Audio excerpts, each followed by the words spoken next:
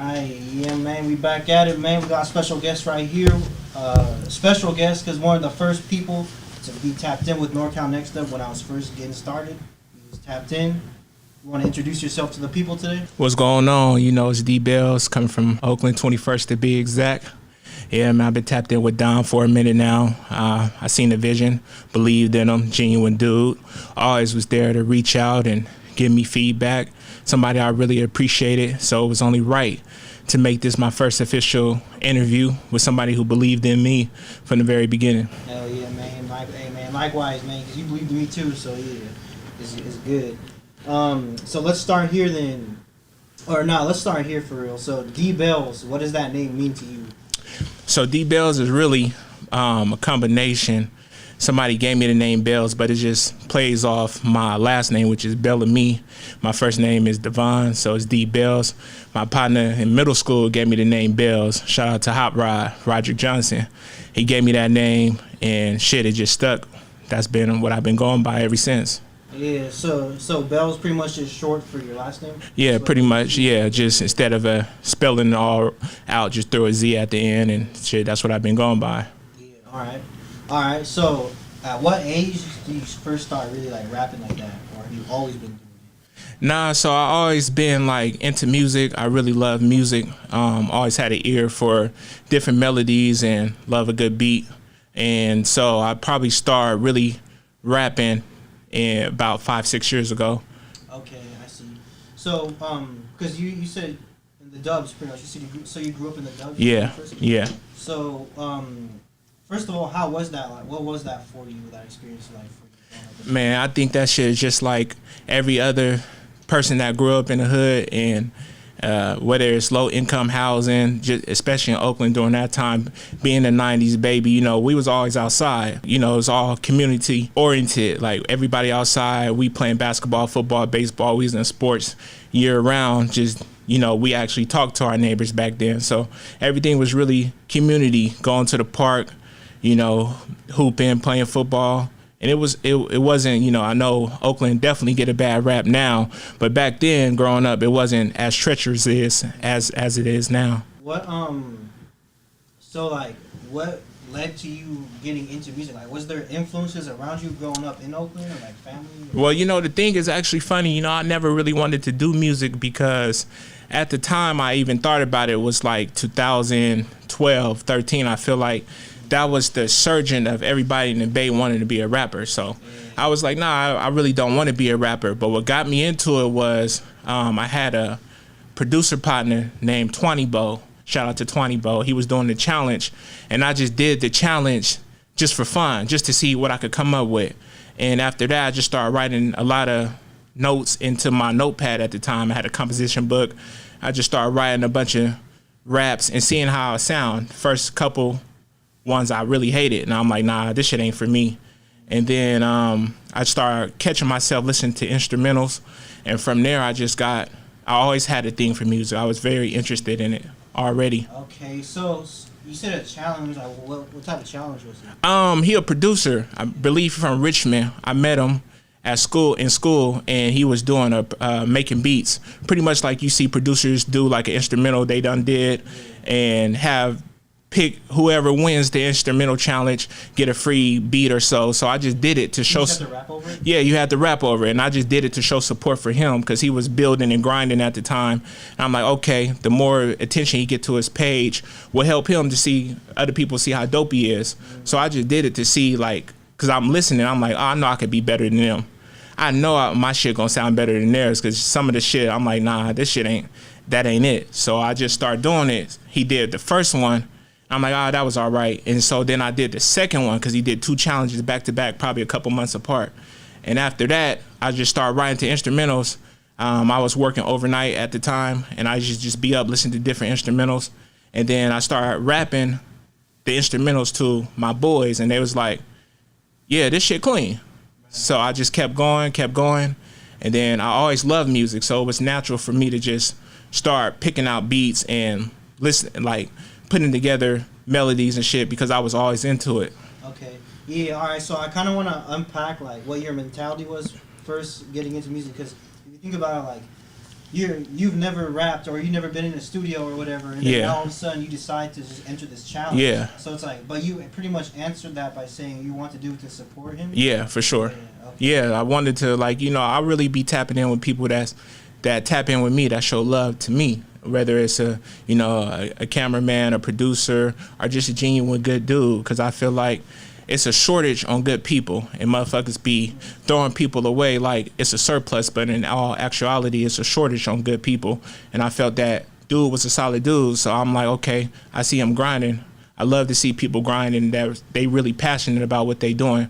So I did the challenge just to support him. At that time, I wasn't thinking about being a rapper. I didn't even like the idea of being a rapper, because like I said, that was like 2013, 14, maybe 15. And as you know, being in the industry, music industry, having your page, that was the time where it probably was 100, 200, 300 rappers coming every week. Yeah. Like, goddamn, I'm like, so I was focused still on football at the time, which was my first love. Okay. So I wasn't worried about, at that time, being a rapper. Okay, so well, you played football in high school? Yeah, so I played football in high school. I played every sport growing up. Like I said, as we was talk about growing up in the 90s in Oakland, that's what everybody did. It don't matter if you was good at it. Everybody thought their way out of the city was to be an athlete. I know a lot of people talk down on people who go to school and be like, oh, that nigga's a nerd, that nigga's a weenie or whatever. But truthfully, the hardest niggas was the best athletes. Everybody that was a gangster was the best athletes. So everybody felt like making their way out of the hood before this rapping shit was being an athlete. Ain't nobody, if you really from the trenches, you really from the hood, nobody really saying, I want to go be a motherfucking firefighter or I want to be a doctor. Niggas think they going to the league, whether it's baseball, football, basketball, even some track people. So that was my first love, and that's how I thought I was going to get my way out. I see. So is that like you pretty much get trained in football growing up, or is it more of like in high school only? So that's the thing now. I know with Instagram, it's so much exposure on all this training, but when you are really a trench baby and really from the hood, we didn't have all these motherfucking trainers. It's you go outside, you play, whoever the dopest is the dopest, you find a passion for it and you keep going. We didn't have all the trainings and all, okay, let's go get 1,000 shots. No, our form of training was we playing 6-7 games, we outside all day, whoever the fastest got the best moves, we doing what worked to get us to the next level. We didn't have training. So my training was just being active year round from elementary, middle school, high school. I always played sports because that's what everybody did growing up in the town. And most hoods around America is you think this is your way out. So you're going to go try to get as good as you can get to try to change your family life. Your mama fucked up on welfare, ain't got no money. You see your kid, you see your brothers and sisters, they don't got it, they hurting, so you think I'm gonna be the one that's go save the family. So that was kind of my mindset. It's like I'm gonna be the one to dig us up out of this hole. Okay. And then so you stopped doing football. So was it like an instant, all right, stop doing football, take music seriously, or was it more of a gap? Okay, so the rundown really is I left, I graduated, and then I went to college.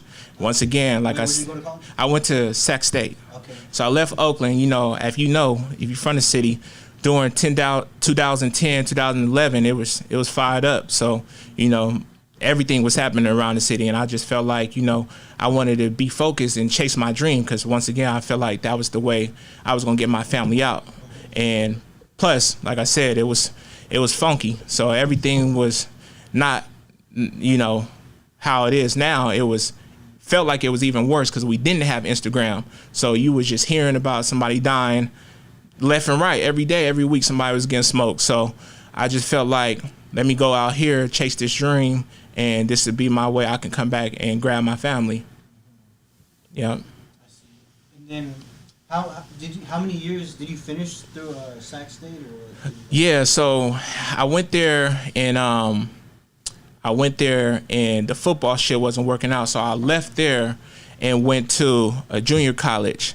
Funny thing is,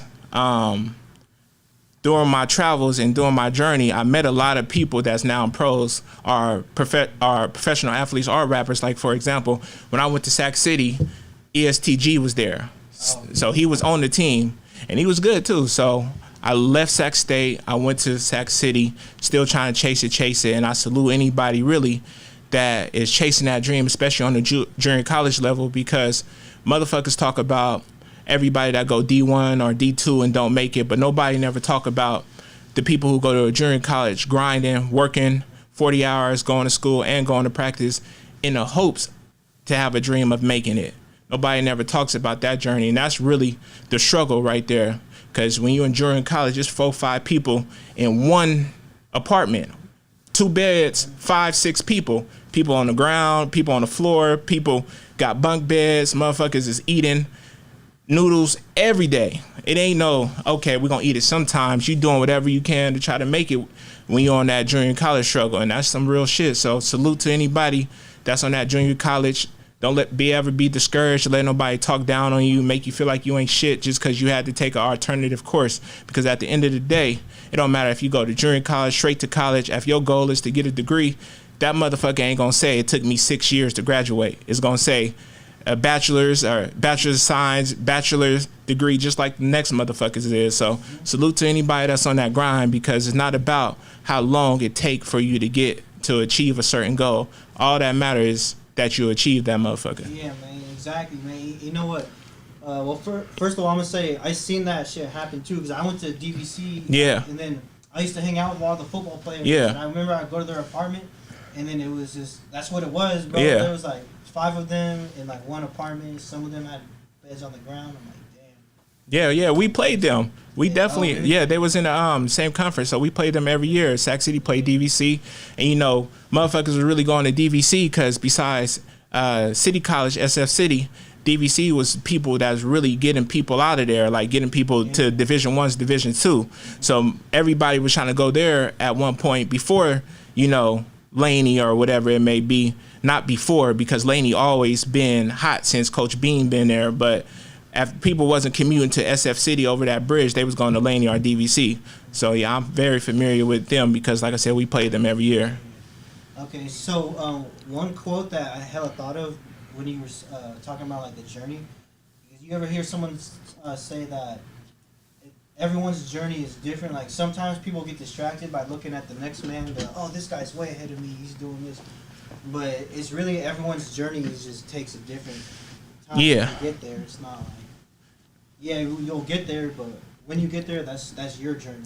Yeah, that's really like the novel. You know, everybody know the tortoise and the hare is pretty much when you think it's like, you know, rest in peace Snip. It's not a sprint. It really is a marathon, because some people may get there overnight and be an overnight celebrity and have instant gratification, but it don't matter, because really when you go through that struggle and you go through them trenches and you go through them hard nights, it builds character and it helps you develop what you need, the toughness, the mental fortitude you need in order to make it in any profession, whether it's school, being a teacher, whether it's being a doctor, music, sports.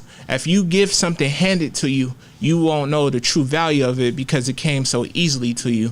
When you have to fight and dig and really be able to gain something by going through adversity, it builds that character that you need to sustain, because it's easy to give somebody $1 million, but you know how many millionaires go broke every day, every month? Now, if I started working at McDonald's and my minimum wage was $8.50 and I got to $1 million, I'm gonna cherish it and value it more and be able to sustain it longer than a person that just got $1 million, because I know what it was like being at that bottom. Yeah, all right. So I mean, shit, like you definitely probably take that into your artistry, huh? Because you've been rapping for what, like 5 years, and you've seen people blow up that been doing it for a few months. It's easy to be like, man, what the fuck? I've been doing it for 5 years. Then I get it for a few months. So, especially like nowadays with Instagram and TikTok, you know, you see motherfuckers blow up within 24 hours. They go from 3,000 followers to 100,000, especially on TikTok and Instagram. So I definitely seen it, but I've also seen people that blew up and didn't know how to sustain it. If you think about our region, NorCal, you see how many people was hot, scorching in 2017, 2018. Some of the niggas don't even rap no more. Some of them is just, you know, still trying to rebrand and rebuild themselves. And you look at them like, damn, how he fall off? Damn, how she fall off? When you was scorching hot, everything you was dropping had 1 million plus, million plus, million plus. And if you was doing 1 million plus in 2017, 18, 19, you really had something going, because that shit meant something now. Now with everything, you could buy streams, you can buy bots, all this. But when you was doing 1 million organic shit, even back then, you doing 100,000, you feel like, you know, you're a hood hero or a hood legend. So as fast as it was people that became overnight celebrities, I also seen people lose it that was scorching it, and now we don't hear from them no more.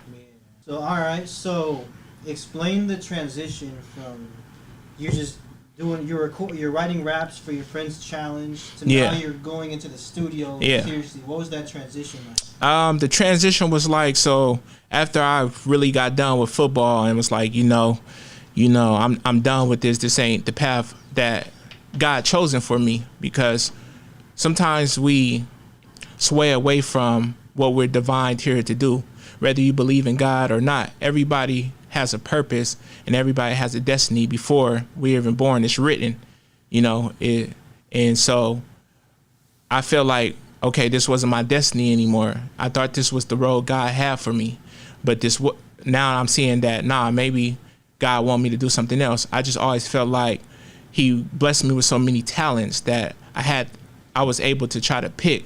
I had to pick up the litter to be able to try to do whatever I wanted, because he blessed me with so many talents. But once I was done with football, which was 2017, 2017, I was done, and I was just like, okay, let me see what it would be like if I really went in there and made a song. Because like I said, I was writing my composition book, and I had a lot of songs on instrumentals, but I was like, okay, let me finally find somebody that got some beats, and let me see how would it be if I made my own song.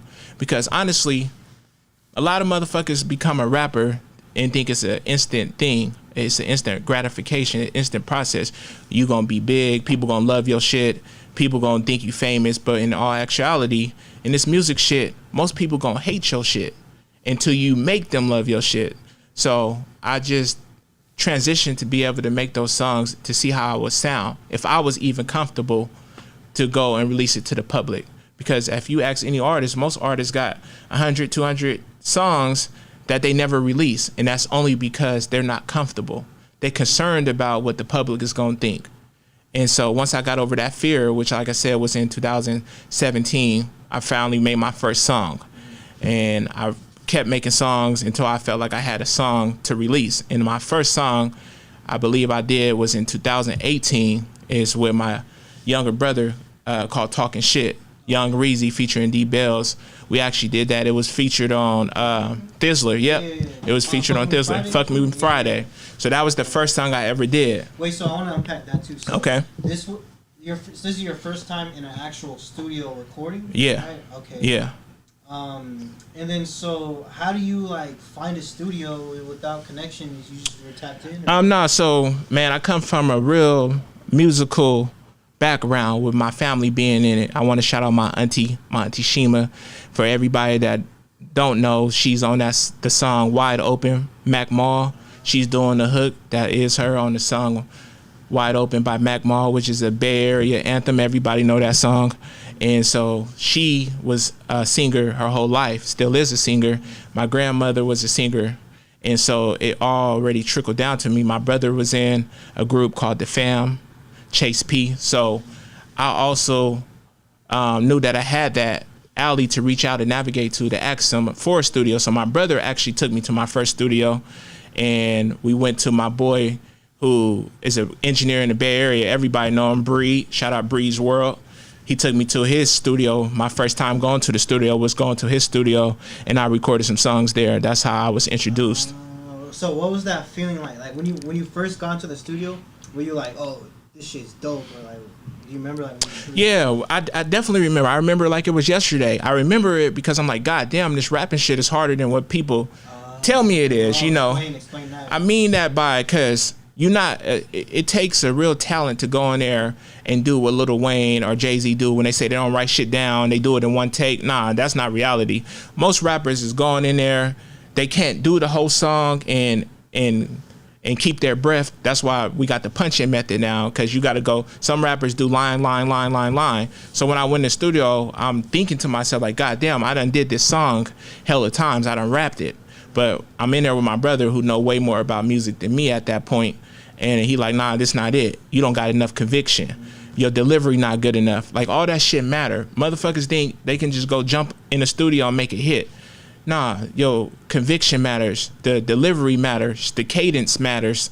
The timing matters. And being a new artist, you can't perfect that. You don't know. You just reading shit. And when you're reading shit off a paper or a phone, unless you're a seasoned veteran, the engineer can hear that shit. It sound like you reading. The producer can hear it. It sound like, nah, then you just reading over a beat. You're not actually rapping it. And that's the thing now, is a lot of people don't understand that being an artist and being a rapper is an actual talent. And it's a lot more than just, I wrote some good shit down. You got to make that shit sound good too, which is a talent its own. You might find a rapper who ain't the best lyricist, because everybody not Nas or Jay-Z, but you might find 21 Savage, a Young Thug, who got endless hits because they know how to make a good song, a great song, which is a hard thing to learn when you're a new artist. So that's why it was so difficult, because I wasn't confident in myself and I didn't have the right delivery and I just didn't know what the fuck I'm doing. It's like any job. Your first day, you're not going to be good at that motherfucker. You got to at least be in there for a couple months to know and get the hang of it, to feel confident. Now you're walking around with your chest out. You fully believe in yourself when you show up to work. Right. Yeah. Okay. Yeah. So that first song that you recorded, is that the same one that you put on Thizzler? No. So the first song I recorded, I actually ended up releasing it. The first song I recorded is called Blue Hundreds. Okay. You can still see it. I think that was on Thizzler too, on a feed, not on the story, but on the actual, not on a channel, but on a feed. Where's the music video? It's a music video, Blue Hundreds, and I had a song. Was that the one I posted? Or no. Yeah, no, it was the same time. It was the same time. It just took me a long time to release them. So I had recorded Blue Hundreds and I had recorded a song called Snitch. The song called Snitch don't have a video. I just was going straight to SoundCloud. Mm-hmm. I don't even think DSPs was out yet, besides iTunes, because that was like 2018. Because I started my page 2020. Yeah. Anything before that. So, yeah, I recorded the first song called Snitch. I released that. I recorded Blue Hundreds, and then I released that video in 2020. So those are the first songs. It's not like I had like 30 songs I did that I never released. I probably had like 2 songs that I never released at that time. Okay. Well, I want to pull up Blue Hundreds real quick. This is the one I posted, right? I think so. I believe you. I definitely think you posted that one. But yeah, so that was the first song, and you know, like anything, it took me some time to get comfortable, to be comfortable with myself and really perfect how I sound, because how you sound ain't really how you sound.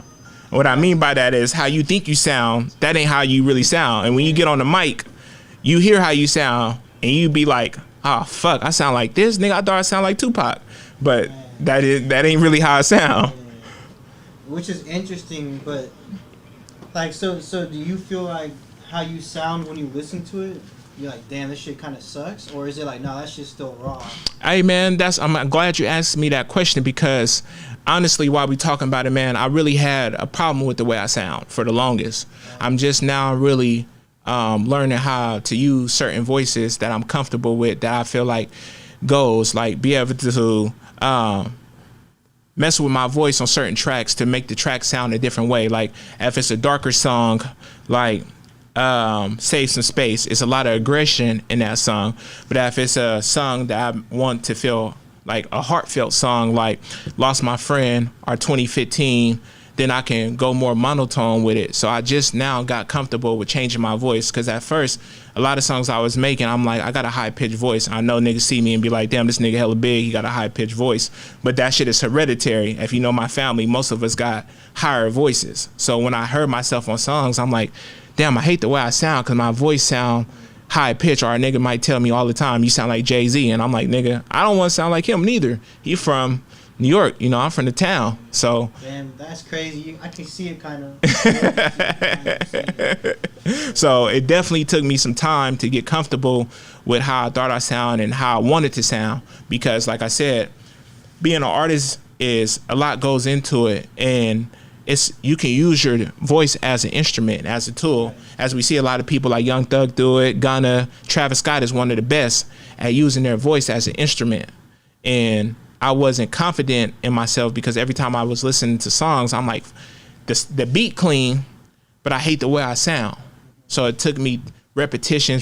Now I'm still working on it, still working at it to be a better artist and really master my sound. So when I put shit out, I know that shit sound good. I'm not second guessing it. Yeah. Okay, what about the visual aspect? Like your first time seeing yourself on video. Yeah. Yeah. How was that feeling? Like, oh shit, it was dope. Yeah, man. The first time I see myself on video was that video was the talking shit video that I told you about, and I like that video. I shot it with Ordinary Visions. I think it's Super G Bar. Yeah. He's one of the ones now. Yeah, He's like, he one of the ones. So he shot that was my first video. If you had never seen it, never heard of me, type in D Bellz talking shit. It's on YouTube still. That was my first video. We shot that in a bando, and I like the way I was like, yeah, I fuck with this. The way he did it came out dope. So just to be clear, so Blue Hunters was your first song, but Talking Shit was your first video? Yeah, yep, Okay, yep. So I did. Talking Shit was me and my brother's song. It was his song, really, and he wanted me on it. And then he was like, yeah, man, I wrote some shit. Do a verse for me. So I ended up doing more than a verse. And he was like, okay, let's shoot that shit. So he wanted to do it, and I'm like, okay, because I used to always tell him, like, you know, I'd be rapping too. He's like, all right, I wrote this shit. Do a verse for me. So I did the verse. We shot that one first, and then I just came and shot my solo shit by myself, which was my first videos was Blue Hunteds and Freako. Okay. Those came out at the same time. Yeah. Okay. So then the Thizzler shit. So you got dropped on Thizzler, but Yeah. for Fuck With Me Friday. So that's Yeah. like the free shit, right? Yeah. Yeah. So Yeah. You just entered it, or Yeah, no, we entered it. We put it on our story. Me and him, people was fucking with it, and it got chose. You know, I didn't think that shit was gonna get chose, not because it wasn't good, because I know how political this music industry is. But when it got chose, that showed me that, you know, you feel me, the shit is actually, it's a solid song. Yeah. I ain't saying it's a platinum hit, but at that time, what that era was, it was a solid song. Yeah. And I feel like I did my thing on the song. So when it got chose, you know, that definitely made me feel good about the song and about music in general. Yeah, because you know that there's a good amount of artists who kind of blew up off Fuck With Me Friday. Yeah. DB Got a Bag blew up off that. Yeah. Lil Deezy, I think, blew up off that. Yeah. So that's a good sign. Did you? I know, because it wasn't obviously like after that. It wasn't like an instant boom. You're up. Yeah. But like, did you get? What did you gain out of that? Do you feel like you got more supporters or more motivation to take it? No, I definitely think I got more supporters because, like I said, at that time, people were still going. I mean, people still use SoundCloud. That's a slept on platform. I'm actually about to release my project on there and upload it on there because it's another way of streaming, another way that people all around the country can hear your music. So I definitely think that a lot of people fuck with that. If you go type it in SoundCloud, at the time I checked, last time I had like 40,000 listens to it or something, 50,000 listens to it. So people was fucking with it for sure. I had that on there on the song called One Night. So I definitely feel like I gained from that. And it's not always an instant gratification, like I'm telling you. Like, you know, that showed me that I was capable of making something decent. Even as somebody say, this ain't the best shit, I know it wasn't the worst shit.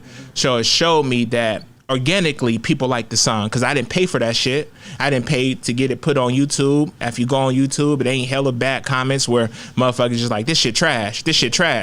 It got a decent amount of views, and it was an honor to be picked because I know how many people damn near at that time especially would give their soul to be on Thizzler, you know, die for that shit. And so to just get picked off a story, it wasn't even on the feed. It's just motherfuckers pressing thumbs up or thumb down. Yep. You're locked and loaded, full-on artist. All right, I'm a rapper, artist, taking this seriously. Yeah. What are you doing now to be a serious artist instead of just being rapping for fun and shit? I think that right now, and I'm just putting more effort into it. You know, you can be talented as you want to be and feel like you're the most talented person, but you have to really stump down and put that grind into it. They say in the Bible, faith without works is dead. Meaning, like, you could believe in everything, you could believe that you're the best, but if you're not out there putting in the work, then it don't really matter. And what I mean that is just constantly, we got the blueprint in LaRussell, who I call the people champ. He does so much content, you got no choice but to see him. Whether you like the song or not, you're going to be curious, like, damn, I keep seeing him on my feed. So my thing is, I'm just trying to do the content. I released a project, and I released that project this year. If you ain't got it yet, or if you ain't heard it, it's D Bellz, Edge of Darkness. That's D Bellz, Edge of Darkness. I released that project because I feel like, we in an era where people think single, but that body of work speaks so much volumes to you. It shows people that you care about what you're doing. It shows that you got a catalog. It's a bargaining chip. And like LaRussell said, if you love it, put it out. And that's something I really love. So I'm taking myself serious by putting more content out because, I've been through a lot of things within the last year or two, and it stopped me from putting content out. It's shit that I had, videos that it took me forever to post, is, other content that I never post because I was going through so much in real life that it got in the way of me being consistent. So I'm taking myself serious by being consistent because I know I have the talent, I got the music. I just need to be consistent in order to get my shit out to the masses. Okay, so this is your first ever album? This is my first ever, this is my second project. It's not an album, it's a project. So this is my second project, but it's my first one of the year. Wait, what's the difference in your eyes, project versus album? I think project versus album is a project like a mixtape. It's 10 songs. It's not a lot of songs. It's only 10 songs. And I think that an album is, you do an album when you got a little more season to you, when you got a little more help, a bigger budget, a little more wiggle room to really get that shit down packed. Like, an album is something you want to be like, man, I took 6 months to do this shit, like to perfect it. And not saying I didn't take my time. I just feel that, I still need a little more season. I need a little more polish to really deliver an album. When I deliver my first album, you gonna know it's an album. And I definitely think that this is a good project that's better than a lot of albums. But I feel like when my first album comes, you gonna know it's an album. Yeah, all right. So what's the meaning behind this recent project that you dropped? So this project is, I did this project after the death of my pops. So, if you haven't heard the album, you haven't heard the project, is the narrative is behind the loss of my pops. My pops was, tragically killed on my birthday last year, 2023, March 29th, 2023. And so every song, except for Ice Spice, is a reflection of how I feel in a moment and how the song, how his death made me feel. And it's just more so than a project, it's like a reflection of how I feel. And I just journaled it. I journaled how I felt and turned it into a project. Okay. How therapeutic was, do you feel like it was therapeutic to you recording the album? Yeah, man, I'm glad you asked me that. I do feel like it was therapeutic because nothing can ever make me feel whole or make me feel like the loss of my pops don't hurt as much as when I first heard the news, So it's therapeutic because I feel like when you're going through some shit in life, the best way to express it, you can't get over pain or you can't get over heartache, and not say I'm trying to get over it. You can't get over it until you let it out, until you express how you feel.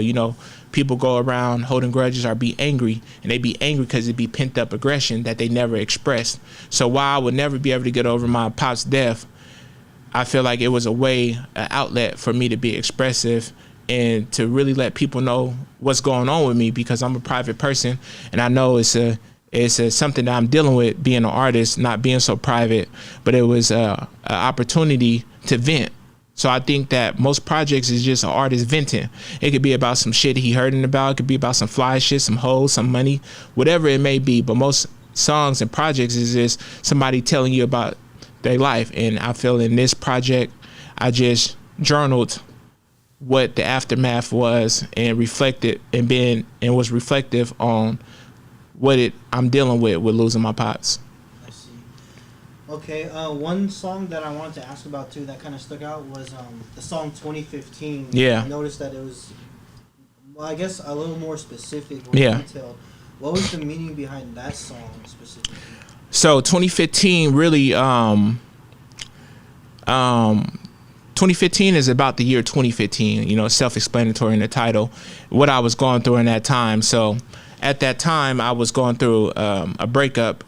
So I reflect on going through the breakup in 2015, and I talk about how when I was going through that breakup, I also was suffering from an injury, football injury. I had tore my ACL, so I was going through a breakup. I was trying to heal, and after all that, my little cousin he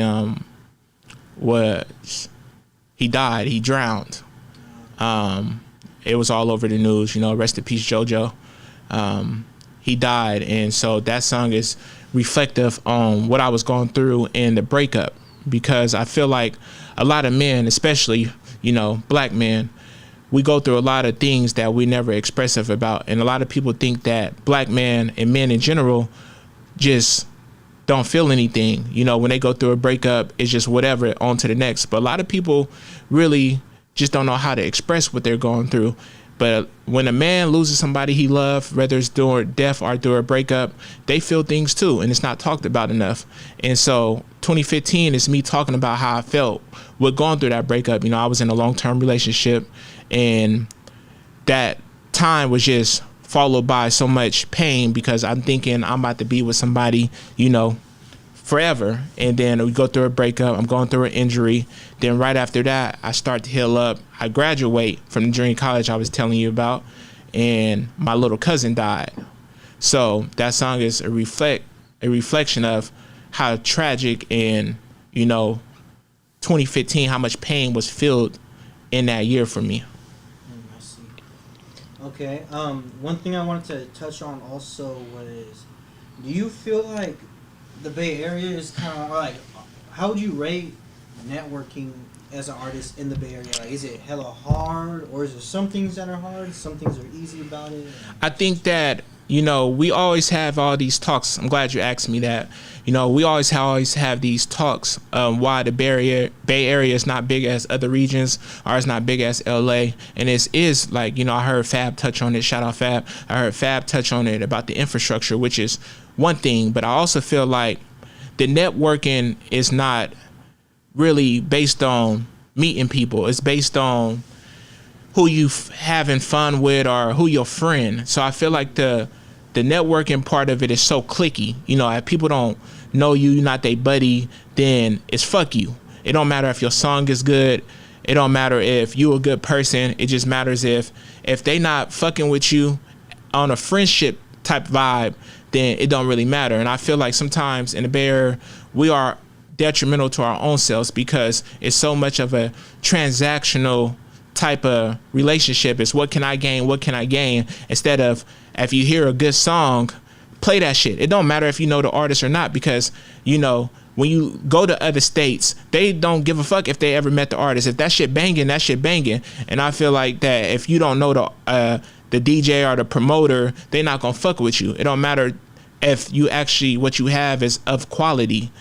And that's what I think about the networking in the Bay Area. I think we pigeonhole ourselves because it's such a popularity contest, and it's such a, oh, what can you do for me? Instead of taking the mindset, if you break a song as a DJ, that makes your region look good.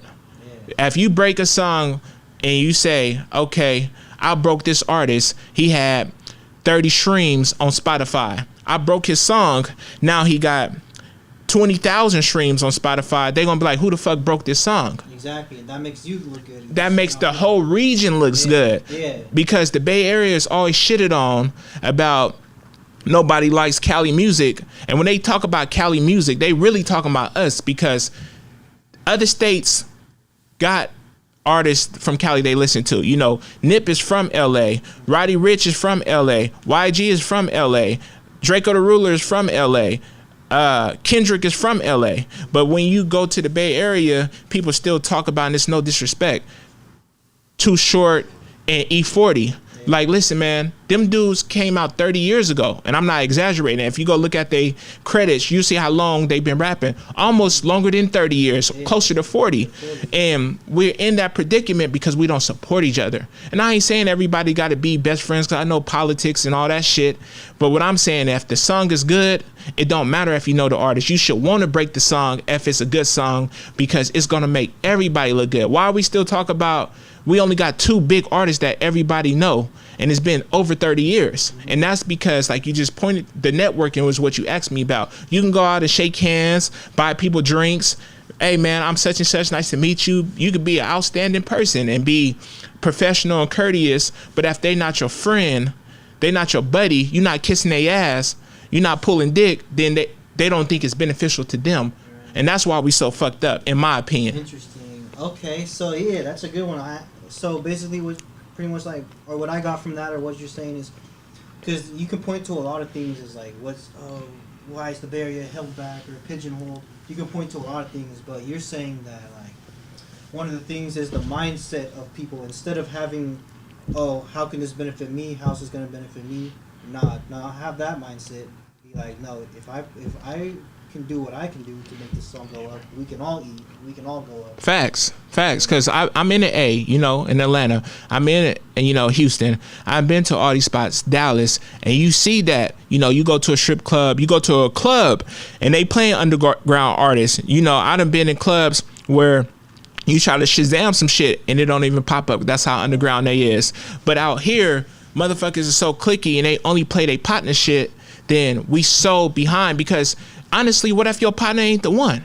What if the nigga standing next to him is the one? So you gonna stop the nigga standing next to him because you not as cool as him as your partner? And that's the thing, it's just like, oh, I don't know him. Why the fuck I'm gonna play this record? What the fuck you mean why you gonna play this record? You're a DJ. Why wouldn't you play this record? Like, you know, like I said, in the 90s in Oakland, the real Oakland, everybody know this. When you had a dope song and you in a house party, motherfuckers is playing that. Whether they are from here or not, motherfuckers gonna play the song if it's banging. If bitches is dancing to it, you know, it's a good song, they playing it. But nowadays it's so segregated. If you're not buddy, you're not pulling dick, you're not a groupie, nobody wanna fuck with nobody. And somebody has to be the foundation and break through. That's why I fuck with LaRussell so much, because I see him show genuine love. You know, I done watched so many Free Game Fridays where he giving out jewels and he giving out blueprints and telling people, putting on game, and it costs him nothing. He doing this shit for free, but he want to see other people eat. You done seen him pull other artists that he's a fan of and post them. You done seen him invite people to the backyard that he don't know, but he a fan of their music. And that does so much because other people does that. And so many people that Meek Mill done posted that he didn't sign, and one post can save a life. And that's one thing is, people be so stingy to help the next person, not knowing if you change this person's life and they really from the same region as you, it's gonna shine a light on your whole region. Now your whole region is going crazy because y'all is doing it for the region. That's why Detroit is going crazy. People act like Detroit been hot, but I remember when motherfuckers wasn't listening to Detroit. Ice Word, Vezo, Babyface Ray, they all been rapping for a long time. And they popping now because they supporting each other. You know, I understand politics getting away, but if you're not in the streets, it don't really matter. If you're not in the streets, your politics shouldn't matter because you ain't in no street shit. You just don't like somebody because, what, he talked to your girl, or, you know, he fucked your bitch, or he got more money than you, or some petty shit. But all that shit shouldn't matter if ain't nobody dying behind this shit. Yeah. Okay, so we are running out of time, but before we wrap it up for real, is there any last messages you want to tell to the people? Where can we find your music? What's coming? Man, yeah, so you can find me at Scuba Squad Bellz. That's SCUBASQUADBELLZ. That's Scuba Squad Bellz. D Bellz on all platforms, Spotify, Apple Music, YouTube. I did just drop a project. Go check that out. D Bellz, Edge of Darkness. I think that if you dealing with death, you dealing with grief, then this is a project for you. Or you know, or if you have a relationship with somebody that you lost in love, it don't always have to do to violence, somebody that passed away that you really love. I feel like this is a project you can feel because we all got loved ones, and you never know how much you love somebody until they're not here. And it's not even about, you know, the things they did for you. It's about simple things like being able to just pick up the phone and call them and say, hi, how you doing? To hear their voice. So my message is, if you love somebody, stop waiting until tomorrow to show them you love them. I know we all are imperfect. Nobody's perfect. But I pride myself on letting my family know that I love them. Because if something happened to me, I don't want there to be any second guessing. I lost my pops. But I know that he knows that I love them. And I showed him that I love them. And I told him that I love him because I talked to him the day that he did pass. And because it was my birthday. So I talked to him for an hour. And we talked and had a very close relationship. So my message would be, just show people that you love them. You know, everybody is walking around with their chest out like it's a surplus of good people. But it's hard to find somebody that genuinely care for you, want the best for you, and not only want the best, but is able to assist and make sure that you become the best version of yourself. So that's what I just want to tell people, man. Don't wait till tomorrow. Don't wait till next week. If you got a grudge against somebody you really love, or y'all fell off in some petty shit, man, forget that shit, because life is short. And nobody is making it out of here alive. Everybody got an expiration date. So tell them people you love them, show up to them events, squash the beef if it's not really about nothing. Tell them people you love them and show them you love them. Because one thing I will say in closing is, a lot of people tell you they love you without never showing you. So I don't want nobody to just always tell me they love me, because I know how I felt when my pops was killed, and I felt like nobody was there for me and my siblings and me and my family that was really going through it. Everybody that I done helped and been there for and been a rock for, when it was my turn, I felt the room was empty. So don't just tell people you love them, show them love. I'd rather a person never tell me they love me and show me 100 times than never saying the words once. Yeah. That's what mean the most to me. Actions speak louder than words. Facts. All right. But yeah, man, I appreciate you coming through, man. We got a lot of good game in this one. Most definitely. And I want to shout out Ruggiero Clothing. You know, he doing this thing right now. If you ain't checked him out, it's on Instagram, Ruggiero Clothing. He got everything from tracksuits, from hoodies to Leatherman jackets. I've been fucking with him for a while. If you don't know about him, go check him out right now. Yeah, I threw a ring down and told her that's where love went. When relationships is over, does the love end?